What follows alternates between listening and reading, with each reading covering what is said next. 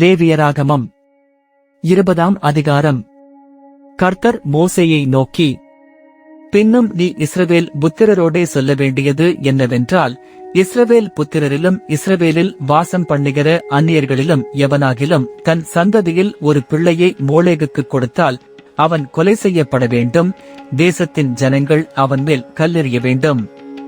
அவன் என் பரிசுத்த ஸ்தலத்தை தீட்டுப்படுத்தி என் பரிசுத்த நாமத்தை பரிசுத்த குலைச்சலாக்கும்படிக்கு தன் சந்ததியில் ஒரு பிள்ளையை மோளேகுக்கு கொடுத்ததினாலே நான் அப்படிப்பட்டவனுக்கு விரோதமாக எதிர்த்து நின்று அவனை தன் ஜனத்தில் இராதபடிக்கு அறுப்புண்டு போக பண்ணுவேன்.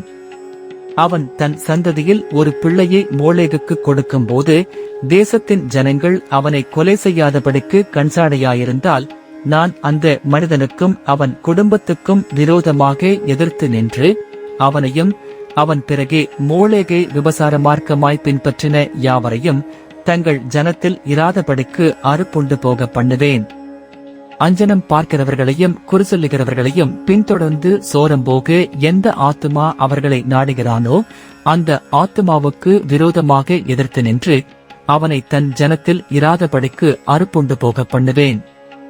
ஆதலால் நீங்கள் உங்களை பரிசுத்தப்படுத்தி பரிசுத்தராயிருங்கள். நான் உங்கள் தேவனாகிய கர்த்தர். என் கட்டளைகளை கைக்கொண்டு நடவுங்கள். நான் உங்களை பரிசுத்தமாக்குகிற கர்த்தர். தன் தகப்பனையாவது தன் தாயையாவது சபிக்கிற எவனும் கொலை செய்யப்பட கடவன். அவன் தன் தகப்பனையும் தன் தாயையும் சபித்தான். அவன் இரத்தப் பழி அவன் மேல் இருப்பதாக. ஒருவன் பிறனுடைய மனைவியோடே விபசாரம் செய்தால் பிறன் மனைவியோடே விபசாரம் செய்து அந்த விபசாரனும் அந்த விபசாரியும் கொலை செய்யப்பட கடவர்கள். தன் தகப்பன் மனைவியோடே சயனிக்கிறவன் தன் தகப்பனை நிர்வாணமாக்கினபடியால் இருவரும் கொலை செய்யப்பட கடவர்கள். அவர்கள் இரத்தப் பழி அவர்கள் மேல் இருப்பதாக. ஒருவன் தன் மருமகளோடே சயனித்தால் இருவரும் கொலை செய்யப்பட கடவர்கள். அருவருப்பான தாறுமாறு பண்ணினார்கள். அவர்கள் இரத்தப் பழி அவர்கள் மேல் இருப்பதாக. ஒருவன் பெண்ணோடே சம்யோகம் பண்ணுகிறது போல ஆணோடே சம்யோகம் பண்ணினால் அருவருப்பான காரியம் செய்து அவ்விருவரும் கொலை செய்யப்பட கடவர்கள். அவர்கள் இரத்தப் பழி அவர்கள் மேல் இருப்பதாக. ஒருவன் ஒரு ஸ்திரியையும் அவள் தாயையும் படைத்தால் அது முறைகேடு. இவ்வித முறைகேடு உங்களுக்குள் இராதபடிக்கு அவனையும் அவர்களையும் அக்கினியில் சுட்டெரிக்க வேண்டும். ஒருவன் மிருகத்தோடே புணர்ந்தால் அவன் கொலை செய்யப்பட கடவன். அந்த மிருகத்தையும் கொல்லக் கடவீர்கள். ஒரு ஸ்திரீ யாதொரு மிருகத்தோடே சேர்ந்து சயனித்தால் அந்த ஸ்திரியையும் அந்த மிருகத்தையும் கொல்லக் கடவாய். இரு ஜீவனும் கொலை செய்யப்பட வேண்டும். அவைகளின் இரத்தப் பழி அவைகளின் மேல் இருப்பதாக.